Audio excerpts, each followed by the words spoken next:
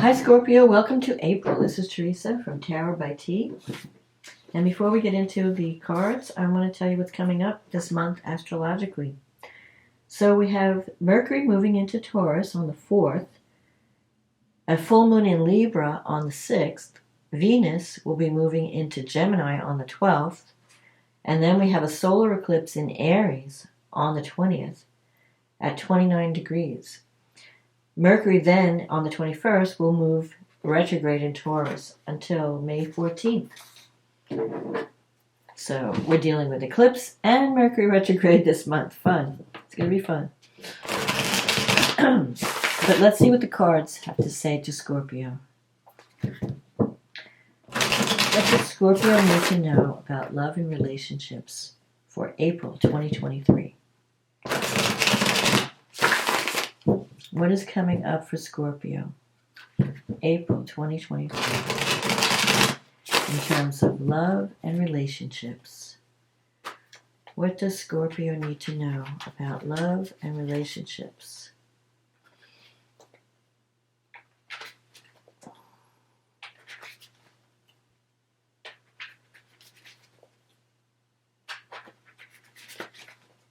For April.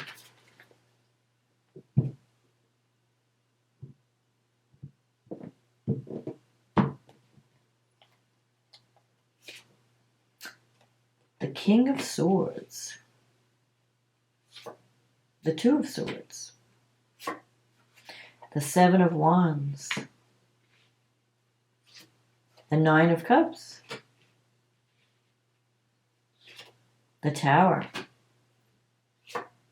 the Queen of Pentacles, the Three of Wands, the Star, the Two of Pentacles, and the Hierophant. And the card at the bottom of the deck is the Eight of Cups. Interesting. Okay, so you're starting out the month with this King of Swords energy. Now, this could be a person that you're dealing with. It could be an air sign. Someone who's, if it's a person, it's someone who's very logical and mental more than emotional. And this person, they don't act based on their feelings. They act based on, after they've analyzed the situation, what makes sense, what's logical. So you can, and Scorpio is such a deep feeling sign, as one of the deepest feeling water signs. You may feel like, what is this person? They don't have a heart. You may feel like they're kind of cold or unapproachable compared to you and your emotions, because you're very passionate. And this person is the opposite. You wonder what pumps their blood. So that could be someone that you're dealing with, and you have the Two of Swords here, so you're kind of on the fence about this relationship. It could be that you're not really communicating, and each person, you're trying to make a decision about where you want to go with this partnership or this relationship. Because the Two of Swords is like being on the fence. Well, I don't know what to decide, so I'm just going to sit here until something comes up, until I figure it out. It's possible that you're waiting for someone to make the first move, and they're waiting for you to make the move. So you're kind of on this, have this stalemate thing going on. You don't want to put yourself out there. They don't, and be vulnerable. They don't either. So nothing's happening. On the other hand, the King of Swords energy, if it's your energy, which you could be also experiencing that, you are trying to make a decision based on logic. You're trying to analyze what's best for you, separate what's real from what's not real. For the first time. Usually Scorpio goes with their heart. You lead with your heart. But this time maybe you're thinking, maybe I should be smarter. Maybe I shouldn't let my emotions make the decision. Maybe I should really analyze my relationships and make choices based on what makes sense or what's for my best interest. So that could be you also trying to make a decision. And you might be having to choose between two people. Maybe one's an air sign, one's an earth sign. You have the Seven of Wands in the past. So this shows that you are above the competition. If you're dealing with someone and there's competition, you are the favored one. You're the chosen one. And you can fight the competition. They don't stand a chance next to you. The other the other meaning of the Seven of Wands is standing up for what you believe in, setting boundaries. So there could be a relationship where you need to set some boundaries. Maybe they're overstepping their boundaries. Maybe they're expecting you to do more than, like you're doing all the work and they're not contributing in equal amounts. Or they're not meeting you even halfway. So you may have had to set boundaries in the past, and maybe now you're at this stalemate. Well, I drew the line in the sand, and I'm waiting for them now to see what they're going to do. You have this Eight of Cups here. So that's a card of, you're thinking about, maybe I should move on. Maybe there's something I need to move on from. If something that you were involved with, maybe you even fought for it, but it's no longer fulfilling you, maybe now you're thinking I should move on and to find something better, something more fulfilling. Now, you have the Nine of Cups here, and this is in the recent past. So I feel like you have the potential. This is a wish fulfillment card. It's a yes to your question. So if you're looking for love, the answer is yes. If you're looking for change, the answer is yes. And commitment even. You have the Hierophant in the reading, the Star. I feel like you have the potential to get everything you want from this relationship, but not without major change.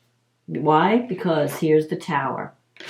Now, the Tower is not a total disaster. It can bring shocking news.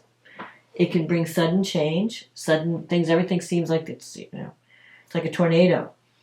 But after the dust settles, you can rebuild in a better way. So there could be some news that comes out, shocking, something that where you're seeing the truth. The Tower is about the truth. The lightning is hitting the tower, freeing the people, and they have to jump. So you may come across, especially because this is eclipse season, there may be something that happens where you have to take quick action, where you suddenly see the light. And if you're in an oppressive situation, you break free. If you're in a relationship that's just not working and you decide to let it go, you burn it to the ground and start over. But you're moving in a better direction. So I feel like there's going to be some major change this month where one thing gets destroyed and then you build or you rebuild. Sometimes the Tower can represent a blow to someone's ego. So if you're dating someone and you decide to suddenly leave, and they're thinking, she'll never leave, And then all of a sudden, like, oh, she did. She left. So, you could be the agent of change and surprise this month, but so can, there's events that are happening that's going to break you out of your rut. But the Nine of Cups is here and the Star is here. So I don't think the change is going to be too bad. I think it's going to be good change. It may feel disruptive while you're going through it, like, oh my God, I gotta, I'm like reliving it's like you're building your life over, or you're everything's crashing, but it's exciting. I don't know. I'm not seeing it as a disaster. I'm more or less seeing it. Something has to give, and after this explosion, everything falls into place. That's more how the energy I'm feeling, especially because the Nine of Cups, you're gonna get what you want, but not without some turmoil and some, tornadoes. The dust is going to be picked, it's like an explosion. It's like an earthquake. I guess that's the right word, the way I would describe the Tower. Something is going to rock your world, but it's not going to be a disaster. You have the Queen of Pentacles here in the future. Now, that could be an earth sign that you're dealing with. So it could be someone's thinking about you. Someone's looking at the past. This could be your energy thinking about, I remember when I was in this relationship and I felt so safe and secure. I wish I could have that again. I feel like you're coming to you're going to come to some kind of realization this month that's going to help you to make a decision and set you on a new path. Even if it means major change, breaking down whatever's no longer working, freeing yourself from oppression, whatever it is, the work that you put in is going to lead to you getting what you want. So roll with the changes, roll with the punches. When the dust settles, you're going to come out on top. And you have the Three of Wands here. This is a card, and it's in your negative thinking sector. The Three of Wands is about the results of hard work. So you've been putting a lot of energy into this thing. And you're thinking, well, when am I going to start to see some rewards or some results? You are going to see them. Don't think negatively, because remember, your thoughts create your reality. So you have to stay positive. No matter what you see on the outside, you have to remember, excuse me, I just have to drink. My throat has been dry. You have to focus on the positive. Focus on the outcome you want to create. Don't focus on the negative, because you don't want to attract that. And you will be, the Three of Wands, that's, threes always represent birth or the harvest, the results of your efforts. And I feel like you might be working as part of a team, because three people. But you're going to start to see some results. And you have the star in the reading in your environment. The star is a wish or a hope. It gives hope for the future of fulfilling a dream, fulfilling a wish. So you have two wish cards here, the Nine of Cups and the star, which means yes, yes, yes. You're going to get your wish. In your wish sector, what you want, you have the Two of Pentacles. Two of Pentacles is like you've been juggling a lot of things. Maybe you need to let go of some of those things. Like you can't keep juggling forever. So if you're dating two people, eventually you got to make a choice because you don't have the energy. And Scorpio is not really the dating two people type. Scorpio really is one-on-one. They do best one-on-one. You want to pour all your passion, all your energy into that one person, that one thing, that one goal. So you're not happy when you have to juggle. And you've been trying to keep it together. You're kind of like, well, I don't know, may the best person win. I'm going to see both of these people, see which one is the best one. But you're not happy doing that. You would rather have just one person to focus on. Because what you want, you have the Hierophant here. That's security, marriage, commitment. That's doing the right thing. You're not looking for a fly-by-night romance. You're looking for something that's going to last. And you could be connecting with someone that can be a little stubborn, a little old-fashioned. Because the Hierophant, now that usually represents Taurus, especially, and the Queen of Pentacles makes me think of Taurus. So you could be some of you might be dealing with a Taurus. Others might be dealing with an air sign, Libra, Aquarius, Gemini. But I feel like you could wind up with the earth sign. I don't know why I feel that way. Because I think that someone is rethinking you or looking back and remembering, I remember when I was with Scorpio. It was so nice. And they may want to reconnect. And this time it may lead to something more permanent. And if it does, this king is going to have a blow to his ego, his or her ego. Because, the court cards could be either sex. But whoever is represented by the king has the tower. This person's tower is going to crumble. This person's ego has been way high. They're going to be knocked off their high horse. I feel like there's major change coming. But it's going to be good for you, so don't worry about it. So, because you're going to get what you want in the end. Even if it's not what you originally thought you wanted, it will come to you. So let's see what the angels say to Scorpio. What does Scorpio need to know? Expression.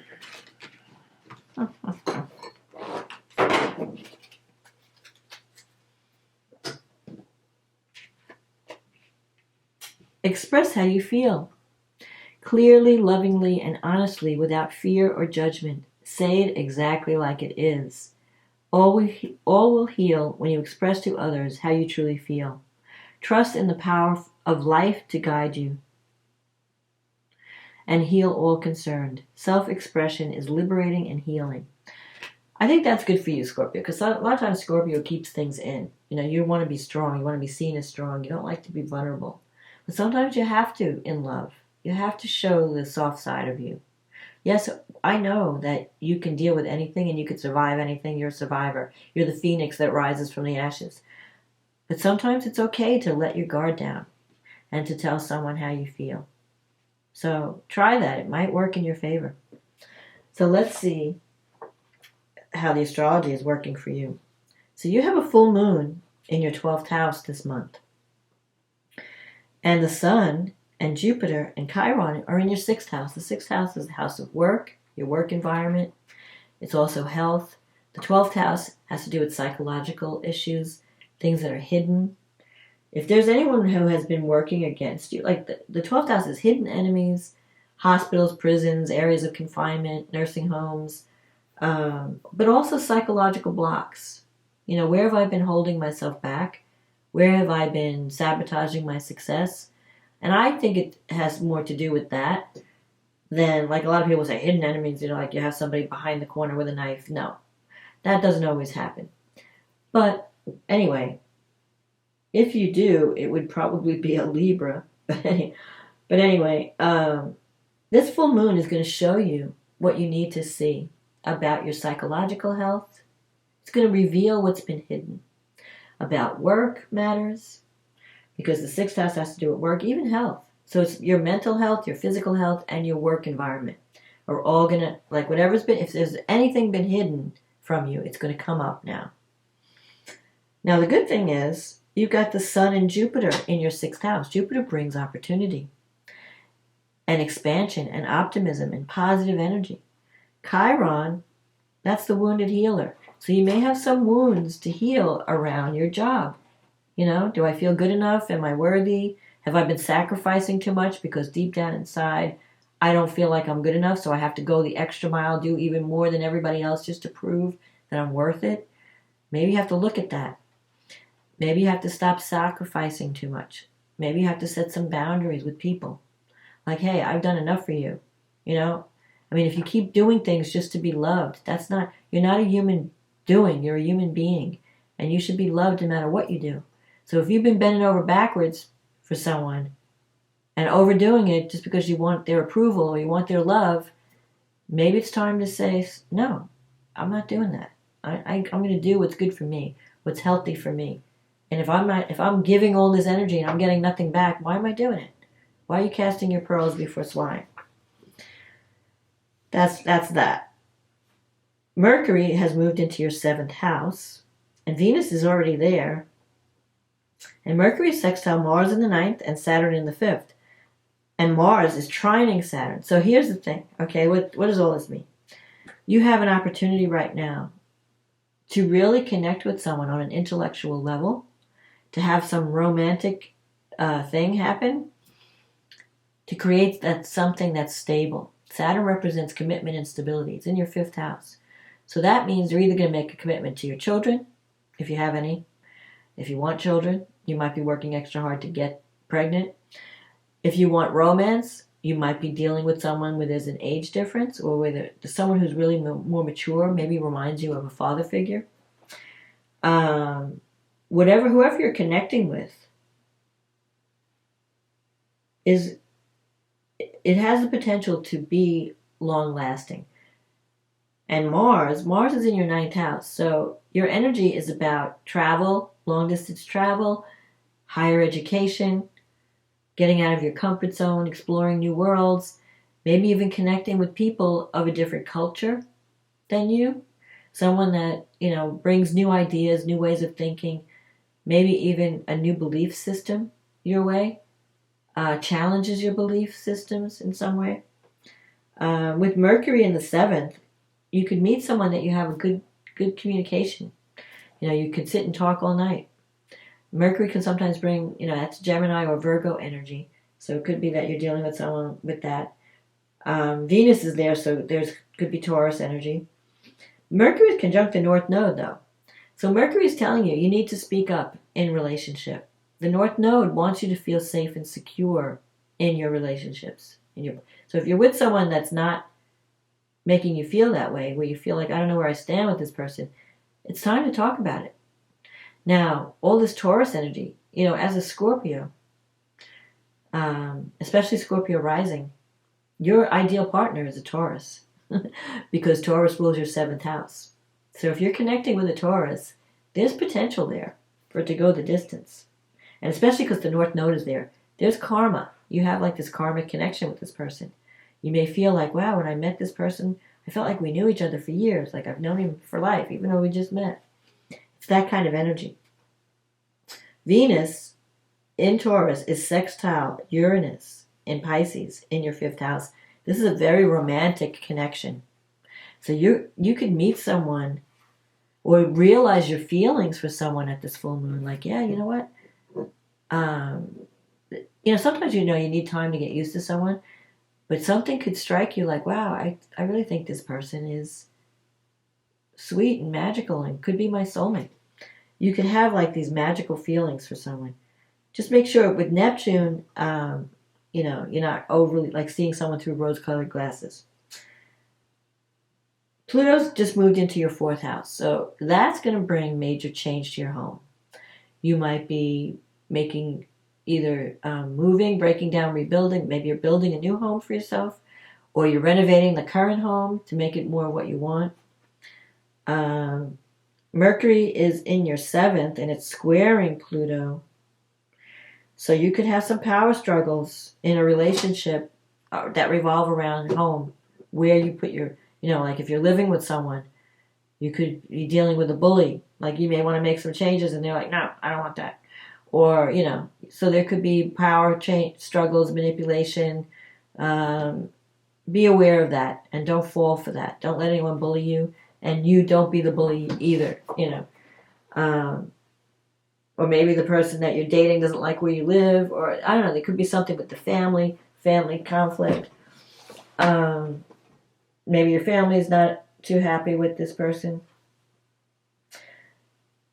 But Mars is trine Saturn, and Saturn is sextile the North Node. You could, whatever's happening now, it's very karmic. You're under this. You're being led to follow a certain direction. The universe wants you to be safe and secure with the right partner, with a committed partner. They don't want you wasting your energy and your love on the wrong person. So there could be some upsets this month. Now let's see what the new moon solar eclipse, that's happening in your 6th house. So there could be some changes at work. Sudden endings, sudden beginnings. There could be a male figure that departs suddenly.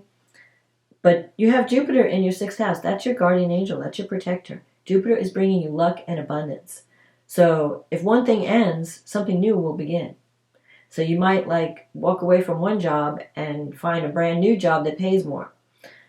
Mercury's in your 7th house. It's connecting with Uranus, the planet of sudden change and freedom, breaking free. So you may suddenly break free from an oppressive situation, whether it's a relationship or a business partnership, because of news coming in unexpectedly. Mercury and Uranus together means sudden message, sudden news. Also, it can bring sudden new ideas. Like suddenly you think, I know how to solve my problem now. I know what I need to do. But there's going to be an unexpected energy coming in at this new moon eclipse. It's going to free you from anything that has been holding you back. Mars is in the 9th. You could be, if you're starting a new job, it could involve travel, or maybe you need to pick up some skills. They may send you for training. You could be connecting with people from around the globe. Maybe you're connecting with a company that has a global reach. Venus is in the 8th, so that's bringing money to you. Not through like inheritance or insurance payout or grant money, bank loans, maybe even a partner's money. If you connect with someone, they could have a lot of money and you're going to benefit some way from that. Venus is squaring Saturn, and Saturn's in your 5th house. So whatever's happening with money, you may have some power or some conflicts with your children over money or inheritance. Or maybe the way they're expecting, if you were expecting money from, maybe your kid borrowed money and is supposed to pay you back and they're not paying you back. Or it could even be a romantic partner. There could be some conflicts around money. But the major thing is Pluto moving into your 4th house. Pluto is strong energy. And the 4th house is not only your house of your physical dwelling, but it's the house of your early childhood experiences. It also represents the end of your life. So when Pluto comes through the 4th house, you're going to be really seeing how your childhood has programmed you to be a certain way, to act a certain way. And you might be dealing with those childhood issues, that childhood programming. It would be a good time for counseling to get at, to heal anything that that's been running you unconscious, unconscious programming. Pluto is going to shake up your home. Now, it could be in a positive way where you do reconstruction. You think like, well, I want to redecorate. I want to, rip up the floor. I want to put in a new flooring. I want to break down a wall and create, new rooms. And that is totally within the Pluto of deconstruct, breaking down to rebuild. But it could also do the same for your family relationships. Like you have a major falling out, and then all of a sudden you come back together and you develop a new way of relating. Or you confront things, because Pluto goes deep. You confront things that are deep within your psyche, things that you haven't confronted. You dig deep and you reveal things that you maybe forgotten when you were a child. But you're dealing with those early childhood wounds and you're healing from them, bringing them to the surface. Your feelings around your mother, your father, your early childhood. Pluto is going to shake all that up for you, but it's going to have a healing effect in the end, so it's good. Then Mercury goes retrograde. And where do you have Mercury? In your seventh house, Mercury retrogrades in Taurus. So what does that mean? It could bring someone from the past back into your life unexpectedly, because you have Uranus there. Uranus is like, surprise, surprise. We want to free you from, if you're in a bad relationship or a relationship that's oppressive or a relationship that's not giving you what you need, Uranus wants to break you free so that you can get what you deserve, so you can find the security and so that you are valued by a partner, so that you feel loved and valued. Mercury, when it retrogrades, can bring people back from the past, and especially in the 7th house, it can bring past relationships, past business partnerships. So be prepared for the unexpected this month in all your partnerships, not just romantic ones. There could be some unexpected connections that happen during the Mercury retrograde that become suddenly the solution to get you out of your rut and bring either new love or a new career or a new job, something coming back to you.